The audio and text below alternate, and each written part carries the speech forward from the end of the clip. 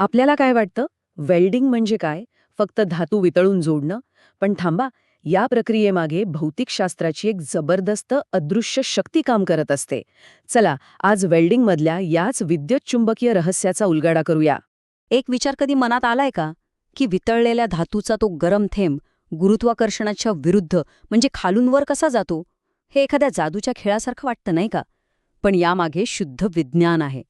तर या जादूमागचं विज्ञान आहे विद्युत चुंबकत्व नावाच्या एका अदृश्य शक्तीत.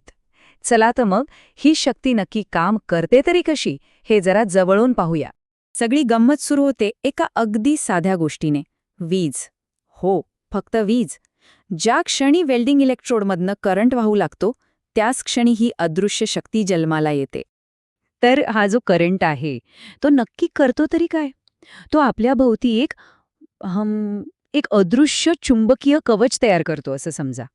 आणि हेच कवच त्या वितळलेल्या धातूच्या प्रत्येक हालचालीवर नियंत्रण ठेवतं. म्हणजे कसं, की जसं आपण शांत पाण्यात दगड टाकलं की तरंग उठतात ना, अगदी तसंच जेव्हा इलेक्ट्रोडमधून वीज वाहते तेव्हा त्याच्याभोवती अशा अदृश्य चुंबकीय कड्या तयार होतात. हा भौतिकशास्त्राचा एक मूळ नियम आहे. हे बघा इथे या डायग्रॅममध्ये अगदी स्पष्ट दिसतंय करंट वाहिला की कशा या चुंबकीय बलरेषांचं एक जाळं तयार होतं आणि हेच जाळं एखाद्या कोळ्याच्या जाळ्यासारखं आपलं काम करतं. आणि या जबरदस्त इफेक्टला एक खूप सोपं नाव दिलंय, पिंच इफेक्ट. पिंच म्हणजे चिमटीत पकडल्यासारखं.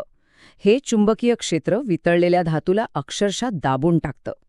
म्हणजे लक्षात घ्या, ह्या चुंबकीय रेषा फक्त तिथे आहेत असं नाहीये, त्या ॲक्टिव्ह आहेत.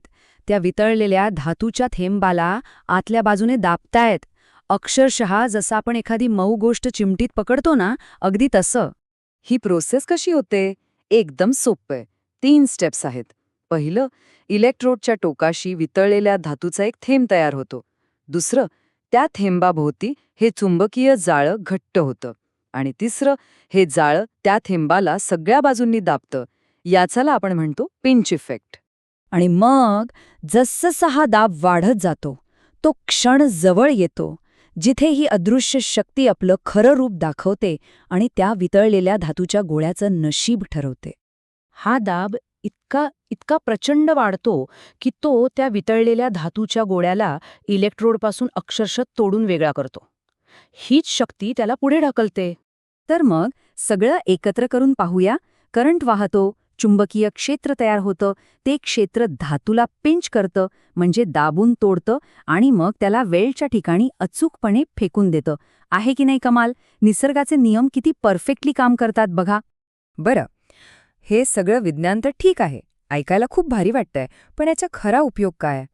वेल्डिंगच्या जगात ही शक्ती इतकी महत्वाची का मानली जाते?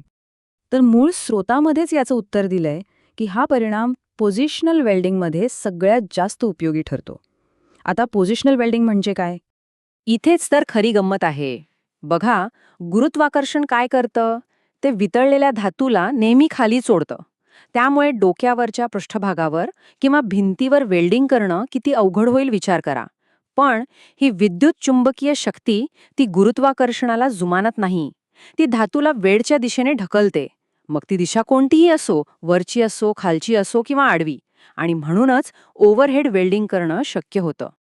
म्हणजे बघा, वेल्डिंगमधली एक छोटीशी ठिणगी सुद्धा आपल्याला भौतिकशास्त्राच्या किती मोठ्या नियमांची आठवण करून देते.